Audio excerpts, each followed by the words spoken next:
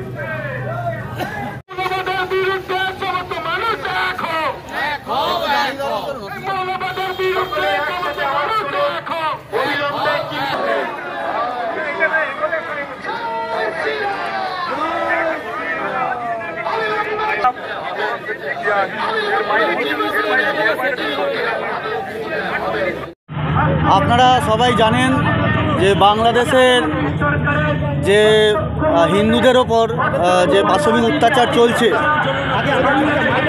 তার প্রতিবাদে এবং আমাদের যে স্কনের যে প্রভু তাকে চিন্ময় প্রভুকে গ্রেপ্তারের প্রতিবাদে আমাদের এই মিছিল চলছে। তা এই মিছিল আমরা ভবিষ্যতে আরও বড় করব, যদি আমাদের চিন্ময় প্রভুর যদি না ছাড়ে চিন্ময় প্রভুকে, তাহলে আমরা এই মিছিল আরও বড় থেকে বড় করব এবং বাংলাদেশি সংখ্যাগুরুদের আমরা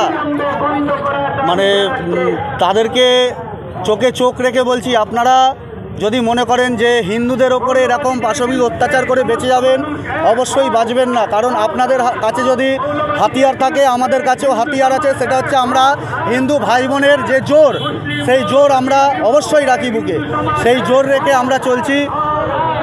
আর ভারত দখলের কথা আপনারা ভুলে যান, যদি মনে করেন যে ভারত দখল করতে আসবেন, সেই ভারত দখলের কথা ভুলে যান। কারণ আমাদের ভারতবর্ষে যে সিভিক ভলেন্টিয়ার্স যারা আছে, তারা যদি দাঁড়িয়ে পড়ে আপনাদের বাংলাদেশকে পুরো ধূলিসাৎ করে দেবে। অতএব সেইগুলো মাথায় রেখে আপনারা কাজ করুন। আপনাদের ধর্মকে, কোনো ধর্মকে আমরা ছোট করছি না, কিন্তু আমাদের ধর্মকে আমরা বাঁচাতে গেলে যতদূর আমাদের এগোনোর দরকার আমরা ততদূর এগোবো।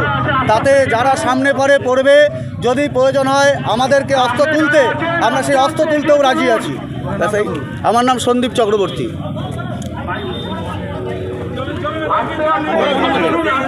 আমি হচ্ছে পেয়ারা বাগান জগন্নাথ বাড়ির প্রধান।